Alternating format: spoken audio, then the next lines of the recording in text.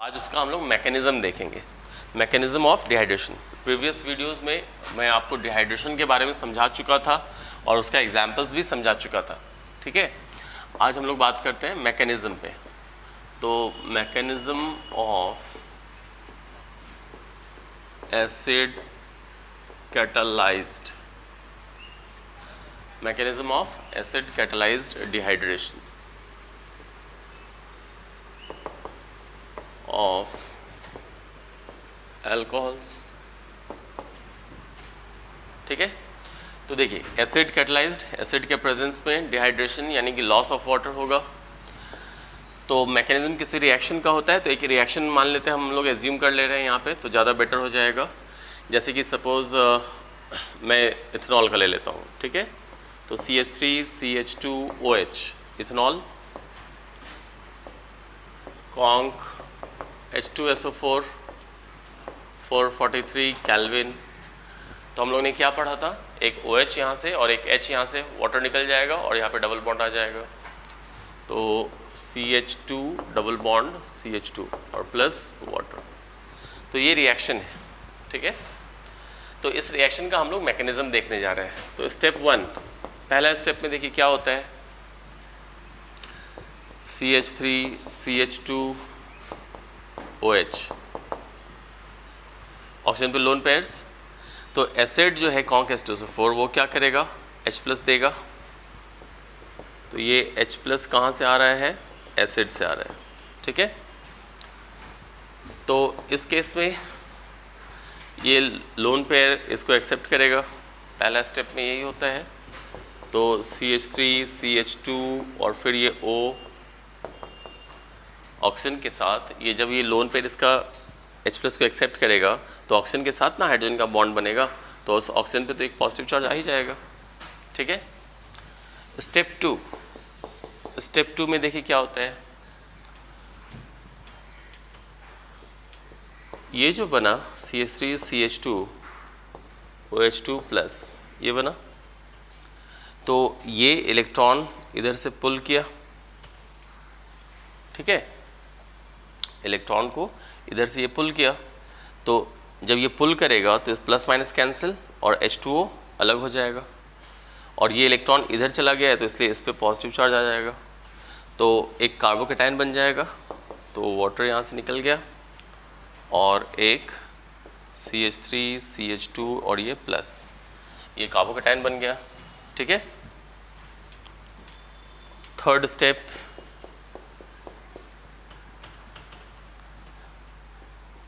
ये जो कार्बोकेटाइन बना है,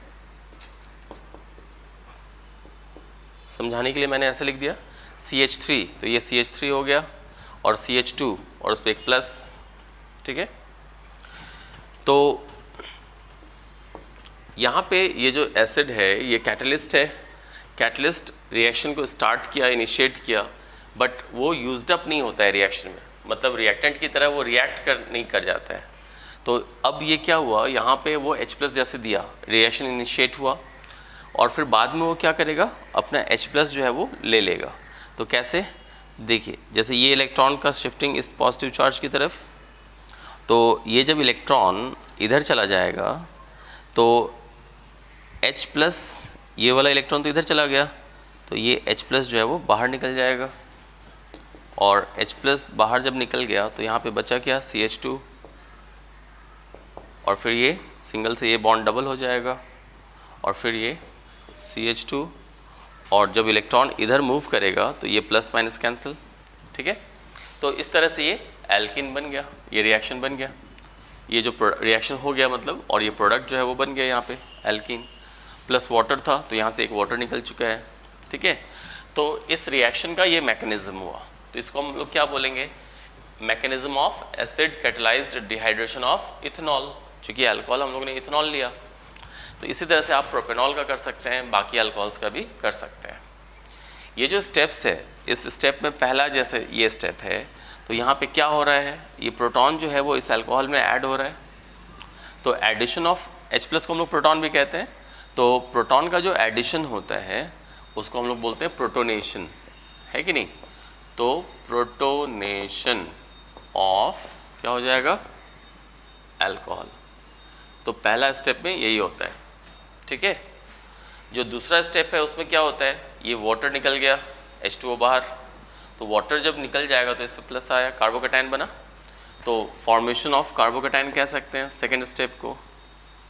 तो सेकेंड स्टेप क्या हो गया, फॉर्मेशन ऑफ कार्बोकैटायन, ये एक सेकेंड स्टेप हो गया हमारा, ठीक है।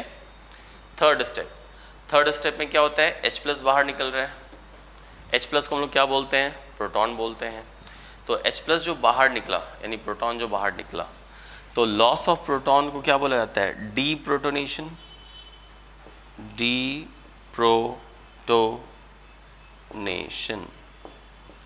डीप्रोटोनेशन, ठीक है। तो इस तरह से ये डिफरेंट स्टेप्स पूरा होता है। तो पहला स्टेप में अल्कोहल का प्रोटोनेशन होता है, दूसरे स्टेप में कार्बोकैटायन बनता है, और तीसरे स्टेप में डीप्रोटोनेशन होता है और वो एल्कीन बन जाता है, ठीक है। तो ये आपका मैकेनिज्म हो गया एसिड कैटलाइज्ड डिहाइड्रेशन का। फिर हम लोग केमिकल प्रॉपर्टीज़ पढ़ रहे हैं, यानी कि केमिकल रिएक्शंस ऑफ अल्कोहल्स पढ़ रहे हैं। तो इसमें भी ज़रा सा अब नेक्स्ट नंबर पे आ जाएंगे, आप नंबर लिखते चले जाइएगा। तो नेक्स्ट नंबर ऑफ रिएक्शन जो हो जाएगा वो होगा ऑक्सीडेशन, ठीक है। Next number oxidation of alcohols, ठीक है, ऑक्सीडेशन ऑफ अल्कोहल्स। ऑक्सीडेशन का बहुत सारा मतलब होता है, loss of electron, loss of hydrogen, addition of oxygen, ये सब भी होता है, और भी बहुत सारा होता है।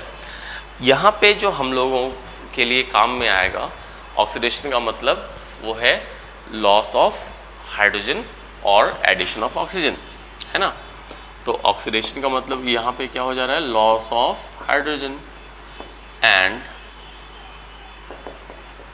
एडिशन ऑफ ऑक्सीजन, ठीक है। तो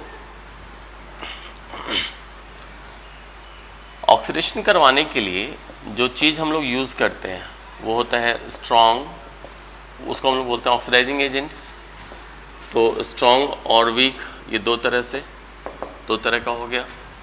तो स्ट्रॉन्ग ऑक्सीडाइजिंग एजेंट्स जो मतलब ज़्यादा ऑक्सीडेशन करवाएगा, तो वो उसका एग्जाम्पल्स हम लोगों को ध्यान में रखना चाहिए।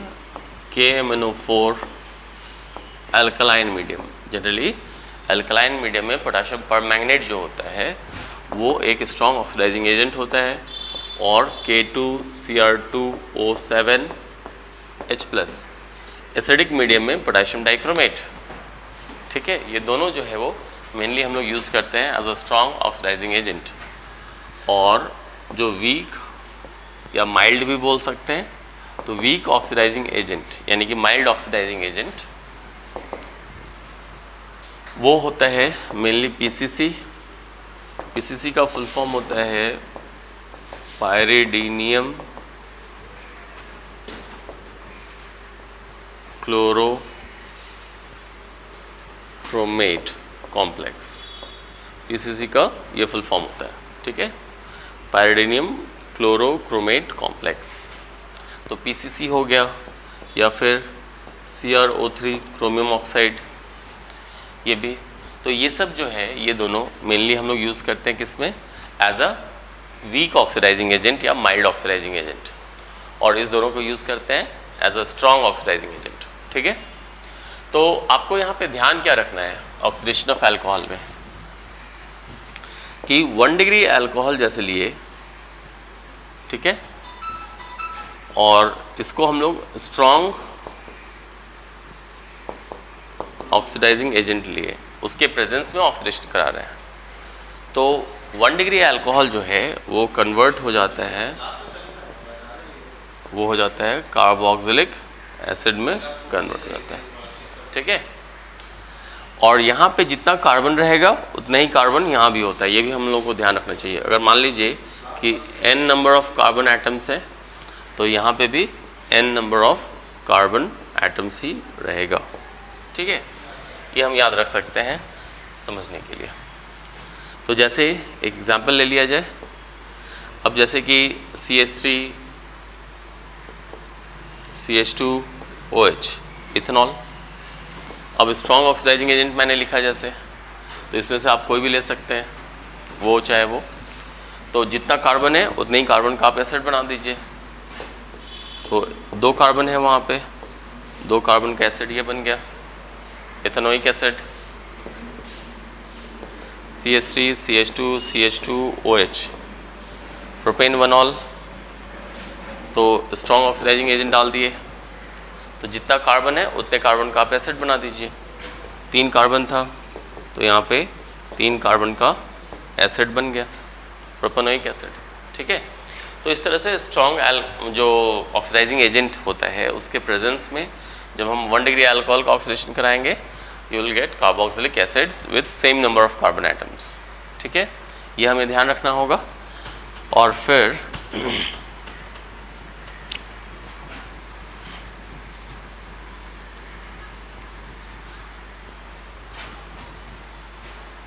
यहाँ पे देखिए, जैसे कि 1 डिग्री अल्कोहल है और हम लोग वीक ऑक्सीडाइजिंग एजेंट ले रहे हैं, वीक ऑक्सीडाइजिंग एजेंट। ठीक है, तो 1 डिग्री अल्कोहल कन्वर्ट हो जाता है एल्डिहाइड्स में, है ना। 2 डिग्री अल्कोहल कन्वर्ट हो जाता है कीटोन्स में, ये आपको ध्यान रखना है। ठीक है, तो 1 डिग्री अल्कोहल फॉर एग्जांपल, अब जैसे कि RCH2OH एक 1 डिग्री अल्कोहल है। ठीक है, अब वीक ऑक्सीडाइजिंग एजेंट जैसे PCC या CrO3 ये यूज़ कर लिए, तो इसमें क्या होगा, एक H यहाँ से और एक H यहाँ से, तो लॉस ऑफ हाइड्रोजन होता है। ठीक है, तो यहाँ पे एक हाइड्रोजन निकल जाएगा तो CH बचेगा और यहाँ O बचेगा, दैट मीन्स RCHO, एक एल्डिहाइड हो गया ना। तो 1 डिग्री अल्कोहल जब वीक ऑक्सीडाइजिंग एजेंट से ऑक्सीडाइज होगा तो हमें एल्डिहाइड मिलेगा और उसमें नंबर ऑफ कार्बन एटम्स मगर उतना ही रहेगा, जितना इसमें है उतना ही इसमें भी होगा। ठीक है, एग्जाम्पल के तौर पे जैसे आप ये देख सकते हैं, जैसे कि इथेनॉल। ठीक, अब इथेनॉल का हम लोग ऑक्सीडेशन करा दिए वीक ऑक्सीडाइजिंग एजेंट, मैं जनरल वे में लिख रहा हूँ बट यहाँ पे मैंने ऑलरेडी लिख दिया हुआ है कि कौन वीक है और कौन स्ट्रॉन्ग है, तो उसमें से कुछ भी यूज़ कर सकते हैं आप। तो एक H यहाँ से एक H यहाँ से निकल जाएगा, तो जितना कार्बन है उतने कार्बन का आप एल्डिहाइड बना दीजिए, हो गया। ठीक है, तो इस तरह से ये 1 डिग्री अल्कोहल का हो गया, है ना। उसी तरह से हम लोग 2 डिग्री अल्कोहल, जैसे यहाँ पे 2 degree alcohol weak oxidising agent के प्रेजेंस में कीटोन्स बना रहा है, तो वो भी लिख सकते हैं। तो 2 डिग्री अल्कोहल एक एग्जांपल ले लेते हैं,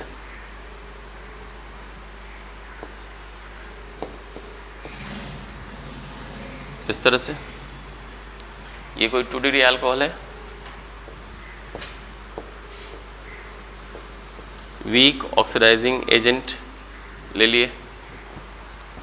तो इसमें कैसे होता है रिएक्शन जो है,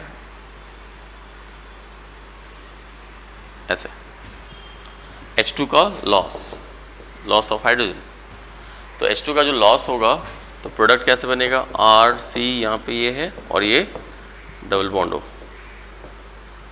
इस तरह से बनता है, ये कीटोन बन गया।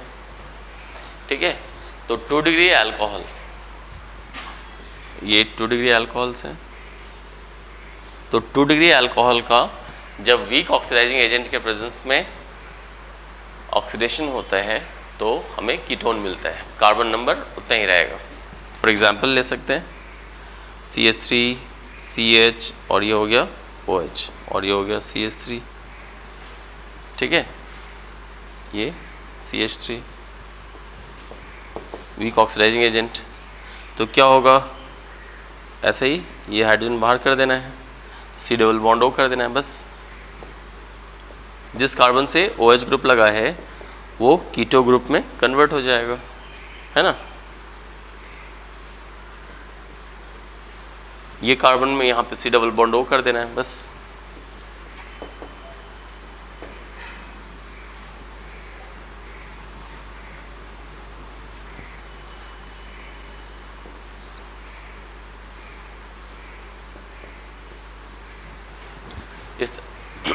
इस तरह से आप इजीली जो है वो ऑक्सीडेशन करवा सकते हैं। 1 डिग्री अल्कोहल 2 डिग्री अल्कोहल का स्ट्रॉन्ग ऑक्सीडेशन भी हम लोग देख चुके हैं, और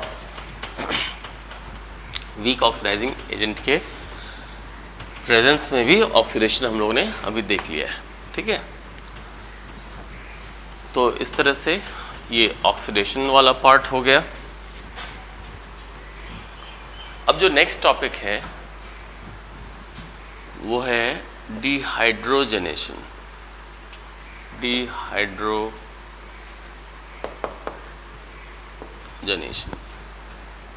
किसका? अल्कोहल्स का। ठीक है,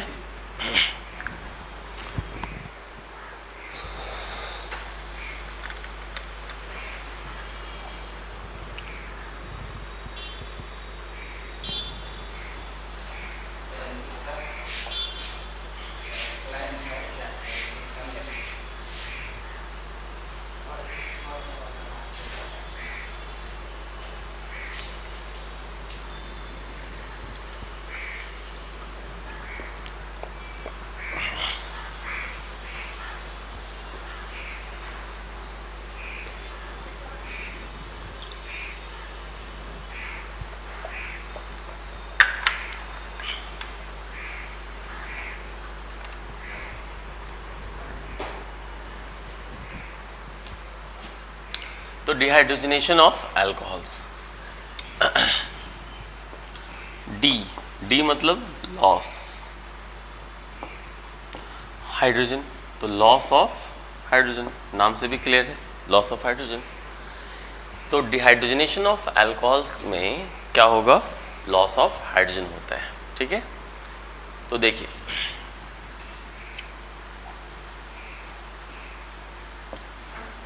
when 1 degree alcohols are heated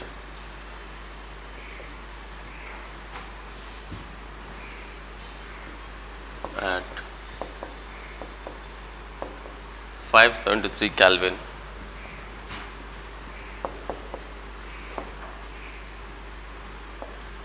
in the presence of copper, heated at 573 Kelvin in the presence of copper,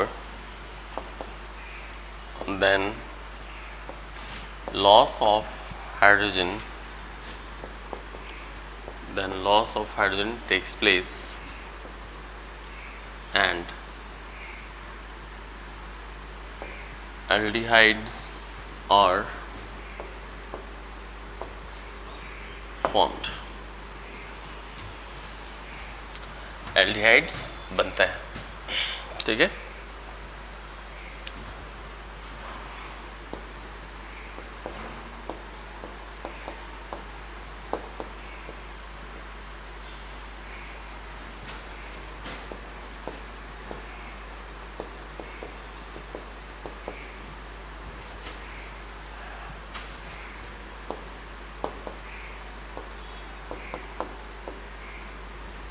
इस तरह से रिएक्शन हो जाएगा। ठीक है,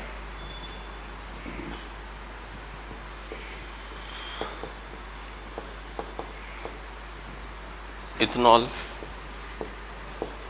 कॉपर के प्रेजेंस में 573 केल्विन पे हिट किया।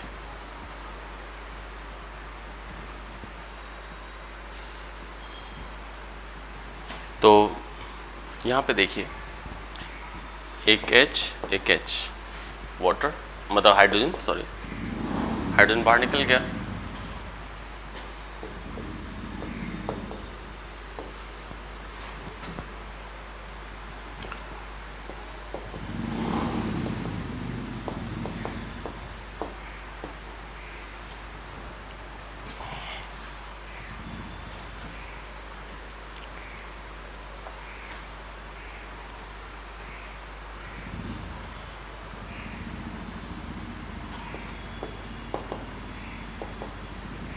वैसे ही लॉस ऑफ हाइड्रोजन, 3 कार्बन का एल्डिहाइड,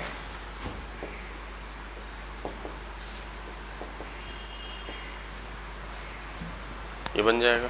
ठीक है,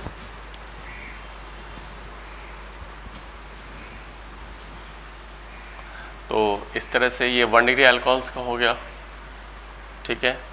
वैसे ही हम लोग अब यहाँ पे 2 डिग्री अल्कोहल्स का कर लेंगे, ठीक है। तो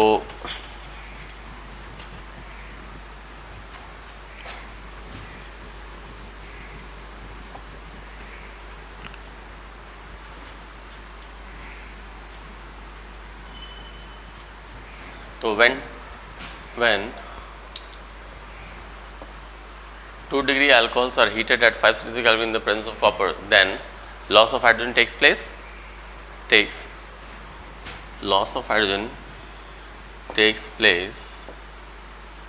and ketones are formed. ketones बनते हैं, ठीक है। जब हम लोग ये करेंगे तो कीटोन्स बनेगा, है ना। तो 2 डिग्री अल्कोहल और ये हो गया 2 डिग्री अल्कोहल। तो इसमें क्या होगा, वैसे भी लिख सकते हैं, यहाँ पे सिंपली एक H और एक H हटा देंगे और यहाँ पे डबल बॉन्ड O कर देंगे। तो रिएक्शन के हिसाब से वैसे ही है जैसा अभी ऑक्सीडेशन में पढ़ रहे थे, ठीक है। और हाइड्रोजन का लॉस, बस डिहाइड्रोजनेशन में रिएजेंट बदल रहे हैं। ये हाइड्रोजन निकल जाएगा, डबल बॉन्ड O।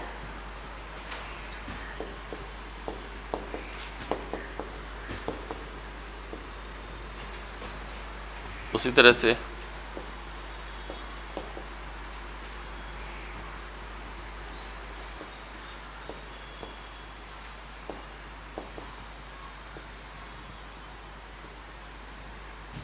तो ये और ये निकल गया, तो यहाँ पे डबल बॉन्ड हो।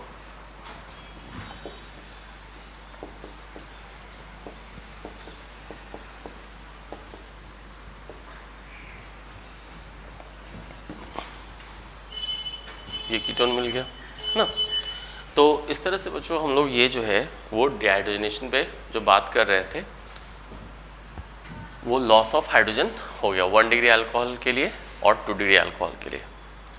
इस तरह का रिएक्शन हम लोग 3 डिग्री अल्कोहल के साथ भी कराते हैं, ठीक है, मगर वो डिहाइड्रोजनेशन नहीं होता है, वहाँ पे फिर हाइड्रोजन का लॉस नहीं होता है बल्कि वहाँ पर वाटर का लॉस होता है, यानी डिहाइड्रेशन हो जाता है वो, और वहाँ पे एल्डिहाइड या कीटोन नहीं बनता है बल्कि अल्कोहल का डिहाइड्रेशन से क्या बनेगा, एल्कीन। तो वहाँ पे फिर एल्कीन जो है वो मेजर प्रोडक्ट हो जाता है, ठीक है। ये बात आप ध्यान रखेंगे, लिख सकते हैं 3 डिग्री अल्कोहल के लिए भी, लेकिन वो डिहाइड्रोजनेशन नहीं है, वो डिहाइड्रेशन है। और हम लोग कॉपर 573 वही डालते हैं मगर वो डिहाइड्रेशन हो जाता है। चूँकि ऐसा इसलिए क्योंकि 3 डिग्री अल्कोहल से याद होगा उसका जो है वो बीटा एलिमिनेशन रिएक्शन का टेंडेंसी काफ़ी ज़्यादा हो जाता है, इस रीज़न से उसका बीटा एलिमिनेशन हो जाएगा और वो एल्कीन बना देगा, ठीक है। ये जो दो रिएक्शंस अभी हम लोगों ने लिखा 1 डिग्री अल्कोहल और 2 डिग्री अल्कोहल के लिए, तो वो एक्चुअली अल्फा एलिमिनेशन का एग्जाम्पल है, क्योंकि हाइड्रोजन कहाँ से निकल रहा है अगर आप गौर करेंगे उस कंपाउंड्स में, तो अभी जो दो रिएक्शंस हम लोग 1 डिग्री अल्कोहल के लिए जो लिखे और 2 डिग्री अल्कोहल के लिए जो लिखे, वहाँ पे हाइड्रोजन जो है वो अल्फा कार्बन से निकल रहा है, ठीक है, और इसलिए वो अल्फा एलिमिनेशन का एग्जाम्पल है, अल्फा एलिमिनेशन का एग्जाम्पल है वो, ठीक है। मगर जब हम 3 डिग्री अल्कोहल लेंगे तो वो बीटा एलिमिनेशन का एग्जाम्पल होता है और उसमें एल्कीन मिलता है। तो देखिए, when 3 degree alcohols are heated, when 3 degree alcohols are heated at 573 Kelvin in the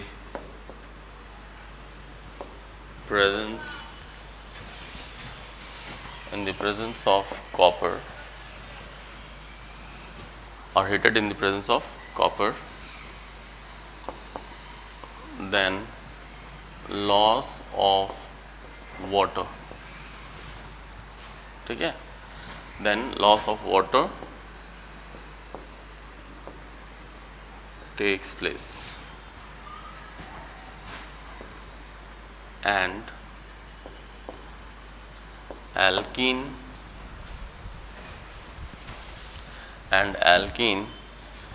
is the major product। Alkene जो होगा वो मेजर प्रोडक्ट होगा, है ना, मेन प्रोडक्ट होगा।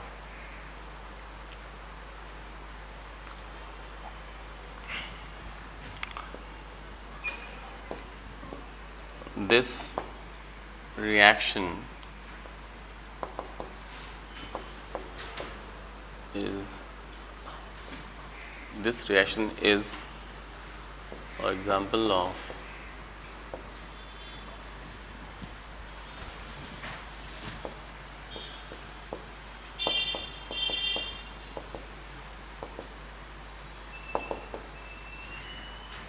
ठीक है, this reaction is an example of beta elimination reaction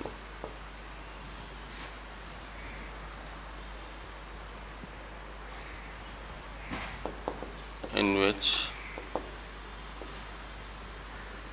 dehydration यानी कि loss of water,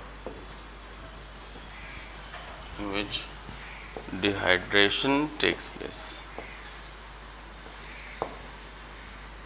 ठीक है, ये हम लोग जरा सा ध्यान देंगे। तो 3 डिग्री अल्कोहल, देखिए 3 डिग्री अल्कोहल ध्यान देना है, इसमें लॉस ऑफ वाटर होता है, बीटा एलिमिनेशन का एग्जाम्पल है, एल्कीन मेजर प्रोडक्ट होता है, लॉस ऑफ वाटर होता है। ठीक है, ये सारी बातों को यहाँ पे ध्यान रखना है।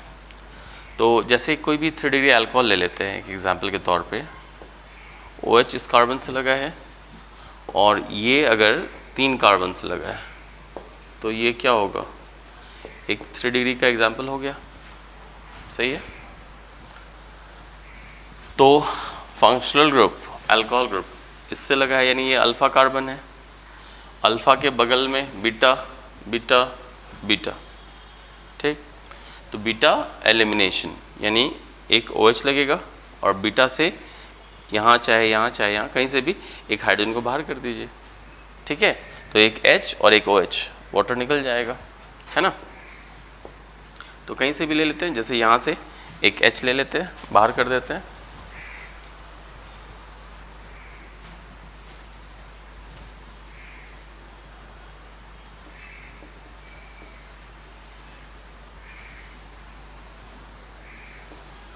CH3 समझाने के लिए ऐसे लिख दिए।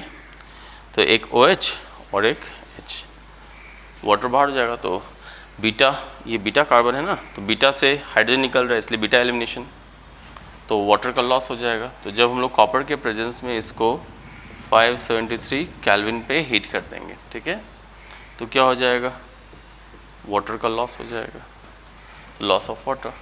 ठीक, अब लॉस ऑफ वाटर जो हो जाएगा तो यहाँ पे क्या होगा,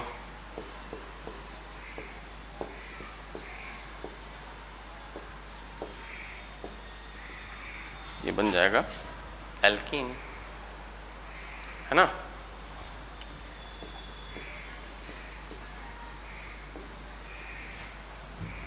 ये एक मेजर प्रोडक्ट हो जाएगा। ठीक है, इस तरह से आपको ये ध्यान रखना है। ठीक है, तो ये जो डिहाइड्रोजनेशन रिएक्शंस हम लोग पढ़ रहे थे, इसमें आप समरी के तौर पे थोड़ा सा इसको ध्यान रखेंगे तो बहुत आसान हो जाएगा। रिएक्शंस बहुत इजी है, रिएक्शंस तो वही सब है जो हम लोग ने पहले पढ़ा है। ठीक है, बट अलग अलग रिएजेंट में क्या हो रहा है, उसका नाम क्या हो रहा है, ये भी आपको थोड़ा ध्यान रखना चाहिए। ठीक है, तो ईज़िली हो जाएगा। तो जैसे इसको मैं अगर थोड़ा सा समराइज़ कर दूं इस तरह से तो और बेटर हो जाएगा। देखिए, जैसे 1 डिग्री अल्कोहल, ठीक, तो 1 डिग्री अल्कोहल जो है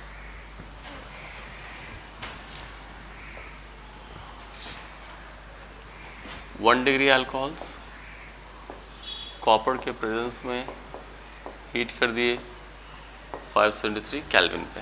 ठीक है,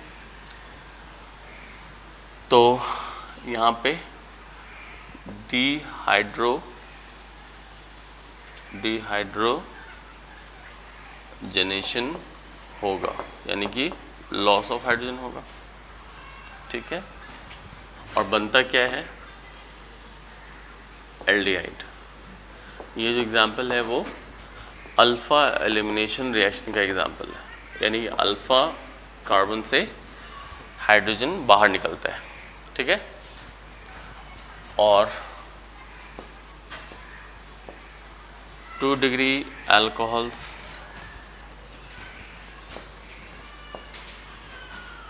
कॉपर के प्रेजेंस में 573 केल्विन पे, ठीक है, हीट किए। तो यहाँ पे भी ये डिहाइड्रोजनेशन इसी का एग्जाम्पल है और लॉस ऑफ हाइड्रोजन होता है, ठीक है। मगर प्रोडक्ट क्या बनता है, कीटोन, ये बनता है। ये रिएक्शन भी जो है वो एग्जाम्पल है किसका, अल्फ़ा एलिमिनेशन रिएक्शन का। और अगर 3 डिग्री अल्कोहल लेते हैं और उसमें भी कॉपर के प्रेजेंस में हम लोग हीट करते हैं इतना केल्विन पे, तो ये डिहाइड्रोजनेशन ये दोनों था, मगर ये जो है वो डिहाइड्रेशन है, डिहाइड्रेशन। तो डिहाइड्रेशन में क्या होता है, लॉस ऑफ वाटर। इन दोनों में हाइड्रोजन निकल रहा है और यहाँ पे वाटर निकल रहा है, ठीक है। और प्रोडक्ट क्या मेजर जो बनता है वो होता है एल्कीन। और ये रिएक्शन बीटा एलिमिनेशन रिएक्शन का एग्जाम्पल है, ठीक है। तो इस तरह से ये जो है डिहाइड्रोजनेशन रिएक्शन, इसमें मैंने इसको पूरा समराइज़ कर दिया एक तरह से यहाँ पर, तो इससे आपको याद रखने में आसानी हो जाएगी। सारा जो अभी डिटेल हम लोग समझे हैं उन सब का समरी यहाँ पर है, ठीक है। 1, 2 और 3 डिग्री अल्कोहल, उसमें किस में क्या होता है, पहले दोनों में हाइड्रोजन निकलता है, इस वाले से वाटर निकलता है। पहले वाले में प्रोडक्ट एल्डिहाइड, दूसरे में कीटोन, तीसरे में एल्कीन। और पहला 2 जो है वो अल्फा एलिमिनेशन का एग्जाम्पल है और तीसरा जो है वो बीटा एलिमिनेशन रिएक्शन का एग्जाम्पल है, ठीक है। तो इस तरह से ये डिहाइड्रोजनेशन ऑफ अल्कोहल जो है वो ख़त्म हो गया। ये रिएक्शंस ऑफ अल्कोहल हम लोग सारा चीज़ देख चुके हैं। रिएक्शंस ऑफ अल्कोहल में हम लोग को सिलेबस के हिसाब से इतने रिएक्शंस पढ़ने थे। अब इससे रिलेटेड कुछ क्वेश्चंस होगा, वो मैं एक बार डिस्कस कर देता हूँ। इसके बाद इसमें तो फेनॉल से रिलेटेड क्वेश्चन है, तो फेनॉल से रिलेटेड है तो उसको हम लोग ये कर सकते हैं।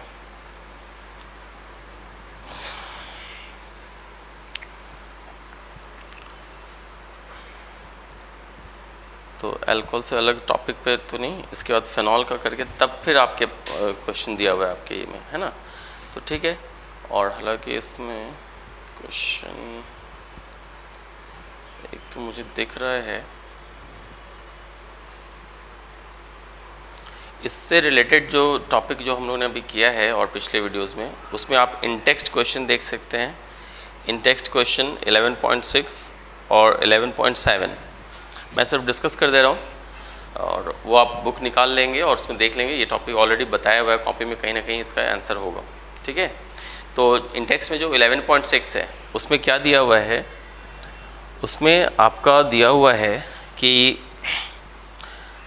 आप ब्यूटेन वनॉल को रिएक्शन जब कराएंगे, पहला है HCl ZnCl2, तो क्या प्रोडक्ट बनेगा।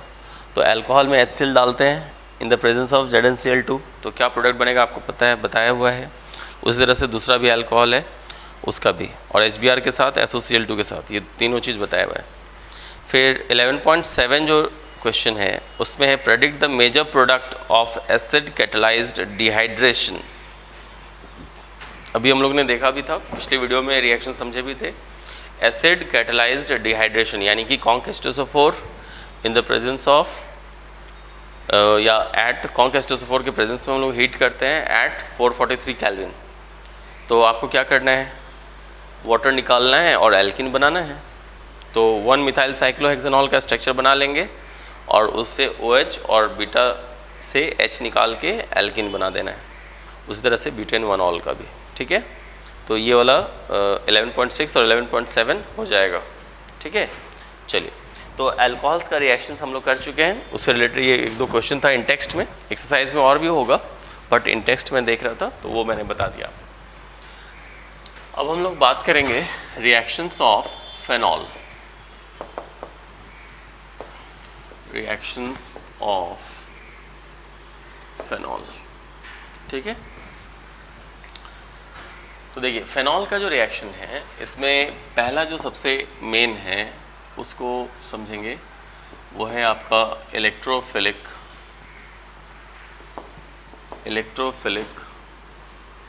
सब्स्टिट्यूशन। इलेक्ट्रोफिलिक सब्स्टिट्यूशन रिएक्शन, है ना। तो रेजोनेंस वगैरह ऑलरेडी हम लोग पढ़ चुके हैं, और अगर आपको ध्यान होगा तो मैं एक बार शॉर्ट में थोड़ा सा बता भी देता हूँ। जैसे ये फेनॉल, क्लास 11th के टॉपिक में रेजोनेंस हम लोग पढ़ चुके हैं, और इसमें भी जो केमिकल प्रॉपर्टीज़ कर रहे थे एसिडिक नेचर, वहाँ पे भी रेजोनेंस हम लोग देख चुके हैं। तो याद होगा कि फेनॉल का जो रेजोनेंस होता है उसमें प्लस आर इफेक्ट होता है, और प्लस आर इफेक्ट यानी पॉजिटिव रेजोनेंस इफेक्ट के चलते ध्यान होगा कि यहाँ पे और यहाँ पे ऑर्थो और पारा पे नेगेटिव चार्ज आता है ना। तो इसलिए जो इलेक्ट्रोफिलिक सब्स्टिट्यूशन होगा, इलेक्ट्रोफिलिक सब्स्टिट्यूशन का मतलब इलेक्ट्रोफाइल जब अटैक करेगा बेंजीन फेनॉल पे, है ना, तो सब्स्टिट्यूशन होता है, एक हाइड्रोजन हट करके इलेक्ट्रोफाइल लगता है। तो जो इलेक्ट्रोफाइल लगेगा वो कहाँ पे लगेगा, तो चूंकि प्लस आर इफेक्ट के चलते क्या होगा, ये इधर आएगा तो ये इधर पुल होके यहाँ पे आएगा, यहाँ नेगेटिव, फिर ये नेगेटिव इधर आएगा तो ये पुल होके यहाँ आएगा, तो ऑर्थो पे पारा पे नेगेटिव चार्ज आया। तो इसलिए इलेक्ट्रोफाइल जो होता है वो तो इलेक्ट्रॉन लविंग होता है, जहाँ पे उसको इलेक्ट्रॉन का डेंसिटी ज़्यादा मिलेगा वहाँ पे इलेक्ट्रोफाइल आकर के अटैक करेगा। तो ये जो इलेक्ट्रोफाइल है इसको इलेक्ट्रॉन डेंसिटी ऑर्थो पे ज़्यादा मिलेगा, और कहाँ मिलेगा, पारा पे मिलेगा। तो इस रीजन से क्या होगा कि हमें 2 प्रोडक्ट्स मिलेंगे यहाँ पे मेनली, या कह सकते हैं कि इलेक्ट्रोफाइल जो है एक बार ऑर्थो पे अटैक करेगा और एक पारा वाला प्रोडक्ट भी आपको मिलेगा। तो इस तरह से ये ऑर्थो और पारा, ये 2, तो पारा वाला प्रोडक्ट जो होता है पारा पोजीशन पे जो है ये मेजर होता है, आप जानते हैं, क्योंकि वो ज़्यादा स्टेबल होता है, ठीक है। तो इलेक्ट्रोफिलिक सब्स्टिट्यूशन रिएक्शन जो है फेनॉल का वो इस तरह से होता है, ये आपको ध्यान रखना चाहिए, ठीक है। चलिए, तो अब इसमें ज़रा सा एग्जाम्पल्स ले लेते हैं। तो इलेक्ट्रोफिलिक सब्स्टिट्यूशन में बहुत सारा पहले भी हम लोग डिस्कस कर चुके हैं इस टाइप का रिएक्शन दूसरे कंपाउंड के लिए, इस चैप्टर में नहीं, दूसरे चैप्टर में।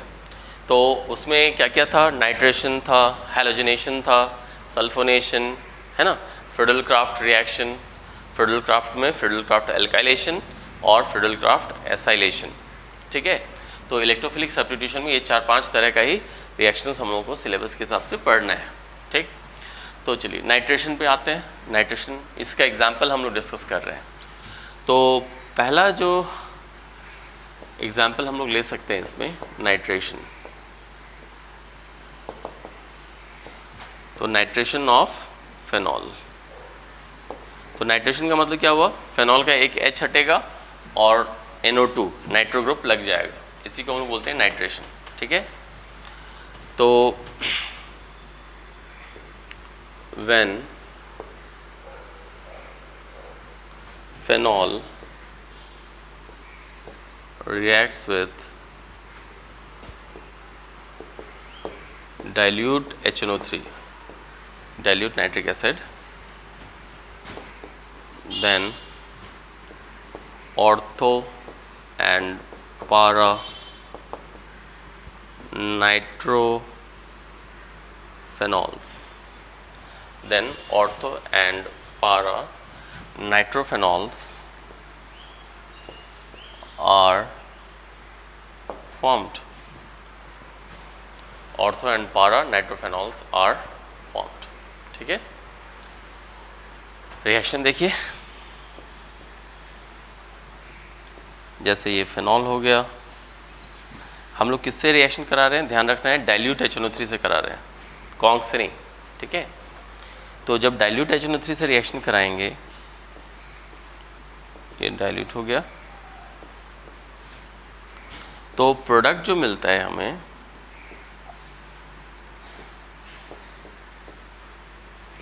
ऑर्थो पोजीशन पे नाइट्रो ग्रुप मिलेगा और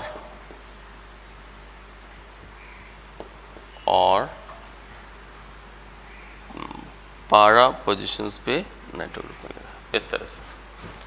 तो ये हो गया ऑर्थो नाइट्रोफेनॉल, इसके रेस्पेक्ट में ऑर्थो पोजीशन पे नाइट्रो ग्रुप है, तो ऑर्थो नाइट्रोफेनॉल, और इसके रेस्पेक्ट में ये पारा पोजीशन पर है तो पारा नाइट्रोफेनॉल, ये दो चीज़ मिल गया, है ना, ऑर्थो नाइट्रोफेनॉल और पारा नाइट्रोफेनॉल।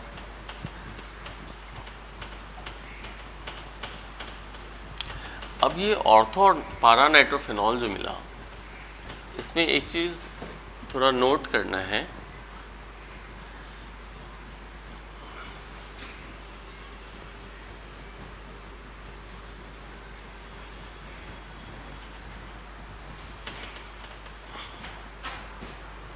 ये जो ऑर्थो नाइट्रोफेनॉल होता है ये स्टीम वोलेटाइल होता है।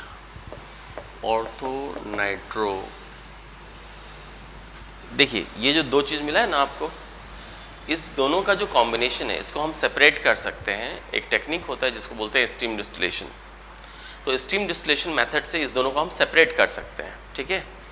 और उसमें क्या होता है कि जैसे हम लोग इसके बॉइलिंग पॉइंट पर लेके जाते हैं, स्टीम बनाते हैं, इस सबका वेपर बनता है मतलब, तो उसमें क्या देखेंगे कि ये जो है ये वाला पोर्शन ये ज़्यादा वॉलेटाइल होता है, ये जल्दी मतलब निकल जाएगा और अलग से सेपरेट हो जाता है। तो ये जो है वो ज़्यादा वॉलेटाइल क्यों होता है, उसके पीछे कारण है। कारण क्या है? कारण ये है कि और यहाँ पे नाइट्रो ग्रुप और OH ग्रुप जो है वो जस्ट अगल बगल में है, ऑर्थो अगल बगल में है।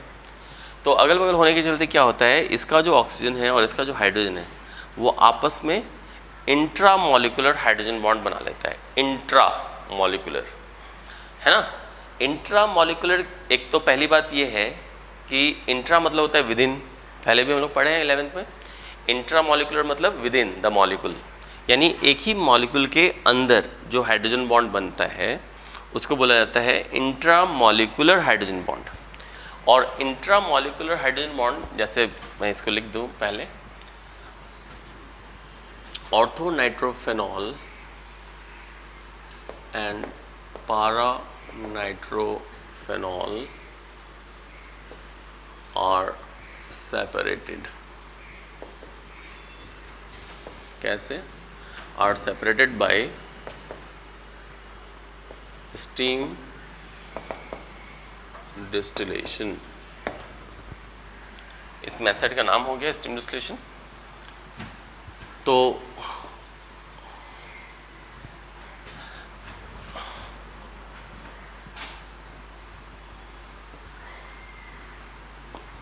ऑर्थो नाइट्रोफेनॉल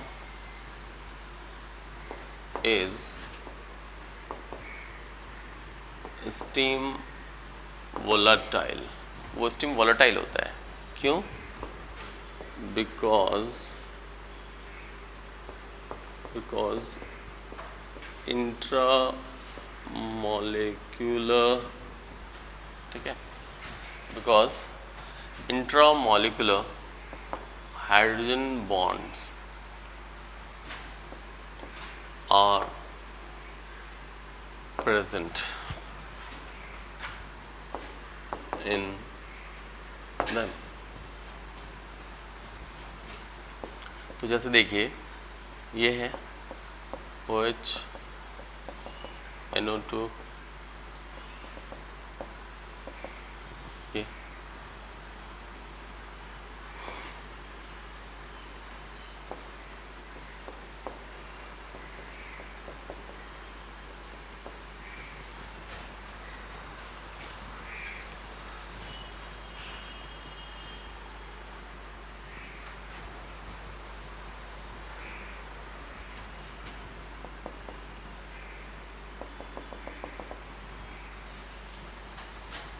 तो एक ही मॉलिक्यूल के अंदर ये बन रहा है, एक ही मॉलिक्यूल के अंदर ये बन रहा है, तो इसलिए हम लोग इसको क्या बोलेंगे, इंट्रा मॉलिक्यूलर हाइड्रोजन बॉन्ड, ये भी वही है ना। तो मॉलिक्यूल में क्या होता है, ऑर्थोनाइट्रोफेनॉल जो है उसमें चूँकि इंट्रामॉलिक्यूलर हाइड्रोजन बॉन्ड होता है, तो इसलिए जो डिफरेंट मॉलिक्यूल्स होंगे इसके और इसके बीच में कोई ख़ास अलग तरह का अट्रैक्शन नहीं होता है, और ख़ास अलग तरह का अट्रैक्शन नहीं होता है, तो इसलिए क्या होगा, मॉलिक्यूल आसानी से ऊपर उठ जाएगा, वोलेटाइल हो जाएगा, है ना। क्योंकि यहाँ पे तो सिर्फ सरफेस के चलते जो है कोई भी मॉलिक्यूल्स के बीच में वैन डेर वाल फोर्स तो होता ही होता है। तो जैसे कंटेनर में ऑर्थोनाइट्रोफेनॉल का बहुत सारा मॉलिक्यूल्स होगा, तो आपस में कोई खास स्ट्रॉन्ग बॉन्डिंग नहीं होगा, वहाँ पे सिर्फ वैन डेर वाल फोर्स होगा और कुछ नहीं। तो इस रीज़न से क्या होता है कि ये स्टीम वोलेटाइल होता है, इस तरह के बॉन्ड्स प्रेजेंट रहते हैं खुद मॉलिक्यूल के अंदर, इसलिए, ठीक है। और ये जो है पारानाइट्रोफेनॉल आप देख रहे हैं यहाँ पे, पारानाइट्रोफेनॉल में ऐसा नहीं होगा। पारानाइट्रोफेनॉल जो है वो स्टीम वोलेटाइल नहीं होता है। क्यों नहीं होता है? क्योंकि वहाँ पे ये बॉन्ड नहीं प्रेजेंट होगा।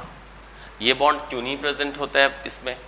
इसलिए नहीं होगा क्योंकि OH ग्रुप और NO2 ग्रुप ये दोनों देख रहे हैं आप, जस्ट ऑपोजिट है एक दूसरे के, यानी इन दोनों ग्रुप के बीच में बहुत ज़्यादा डिस्टेंस होने के चलते इसका इसके साथ बॉन्डिंग नहीं हो पाता है, और इसलिए इंट्रामॉलिक्यूलर हाइड्रोजन बॉन्ड यहाँ पर नहीं होगा और इसलिए वोलेटाइल नहीं होगा, ठीक है। हाँ, इसमें जो है वो इंटरमॉलिक्यूलर हाइड्रोजन बॉन्ड प्रेजेंट होता है ना। जो पारानाइट्रोफेनॉल होता है उसमें इंटरमॉलिक्यूलर हाइड्रोजन बॉन्ड प्रेजेंट होता है। वो मैं यहाँ पे शो कर देता हूँ।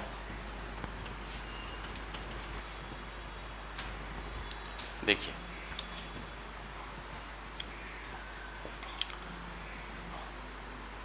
in para-nitrophenols,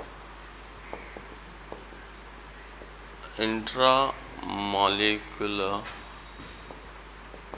hydrogen bonds are not present because intramolecular hydrogen bonds are not present, है ना, because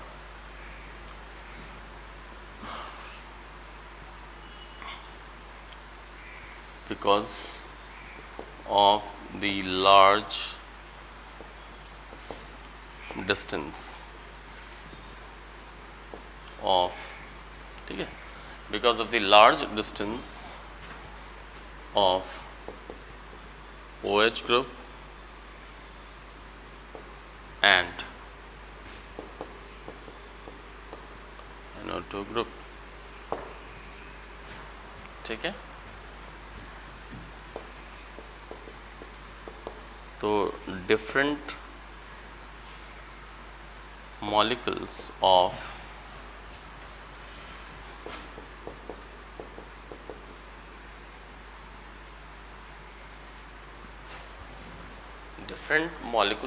para-nitrophenol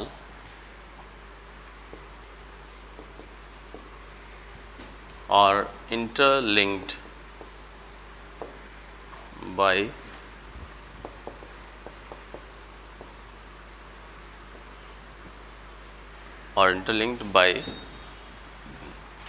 intermolecular hydrogen bonds. So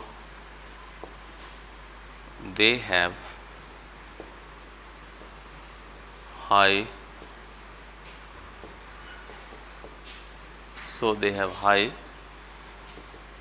melting point and boiling point, ठीक है।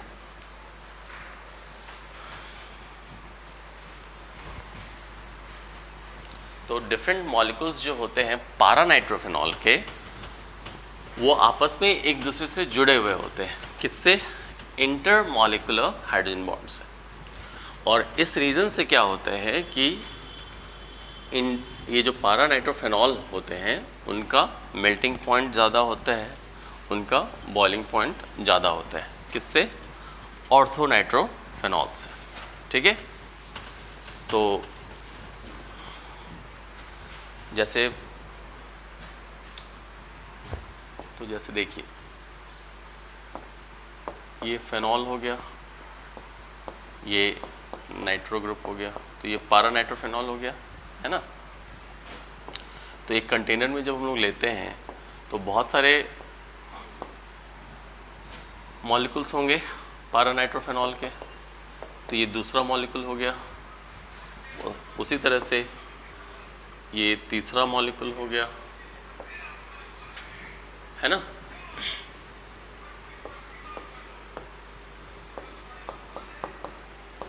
ये तीसरा मॉलिक्यूल हो गया। इस तरह से बहुत सारे मॉलिक्यूल्स होंगे।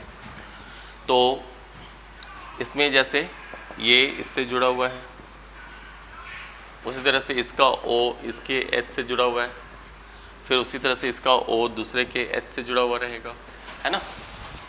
इस तरह से मॉलिक्यूल्स जो है वो पारा नाइट्रोफेनॉल के जो डिफरेंट मॉलिक्यूल्स होते हैं वो एक दूसरे से इस तरह से जुड़े हुए होते हैं। ये H जो है वो दूसरे मॉलिक्यूल का O से इस तरह से जुड़ा हुआ रहेगा। तो देख रहे हैं आप, एक मॉलिक्यूल इससे जुड़ा हुआ है, ये इससे जुड़ा हुआ है, ये इससे, फिर इस तरह से, तो सब एक दूसरे से इंटरलिंक्ड रहता है। मॉलिक्यूल्स के बीच में जो वैन डर वाल फोर्स है सरफेस एरिया और मॉलिक्यूलर मास के चलते, वो तो है ही, उसके अलावा क्या होता है कि जो मॉलिक्यूल्स है वो इस तरह के बॉन्ड से जुड़ा हुआ होता है, और इस रीजन से क्या होता है कि इसका मेल्टिंग और बॉइलिंग पॉइंट ज़्यादा होता है और ये वॉलेटाइल नहीं होता है। इंटरमॉलिक्यूलर हाइड्रोजन बॉन्ड है ये, है ना। ये ले लें, चाहे ये, चाहे, ठीक है। तो इस तरह से बच्चों ये हम लोग ने देखा कि नाइट्रेशन जब हम लोग फेनॉल का कराते हैं तो हम लोग को दो प्रोडक्ट मिलता है, और intramolecular hydrogen bond steam volatile है, जबकि इंटरमॉलिक्यूलर हाइड्रोजन बॉन्ड जो है वो स्टीम वोलेटाइल, मतलब ये पारा नाइट्रोफेनॉल जो है वो स्टीम वोलेटाइल नहीं है, जबकि ऑर्थो नाइट्रोफेनॉल जो है वो स्टीम वोलेटाइल है। मेन रीज़न वही है कि स्टीम वोलेटाइल होने का जो है मेन रीज़न ये है कि वहाँ पे इंट्रामॉलिक्यूलर हाइड्रोजन बॉन्ड प्रेजेंट होता है, किसमें, ऑर्थो नाइट्रोफेनॉल में। और पारा नाइट्रोफेनॉल क्यों नहीं होता है, क्योंकि उसमें मॉलिक्यूल्स एक दूसरे से इस बॉन्ड से जुड़े हुए हैं, इंटरमॉलिक्यूलर हाइड्रोजन बॉन्ड से, ठीक है। तो आज यहाँ तक रहने देते हैं, नेक्स्ट वीडियो में फिर हम लोग और इस टॉपिक को और आगे बढ़ाएंगे, है ना। तो यहाँ तक हम लोगों ने ये जो बात की, अगले वीडियो में फिर इसके आगे बात करते हैं।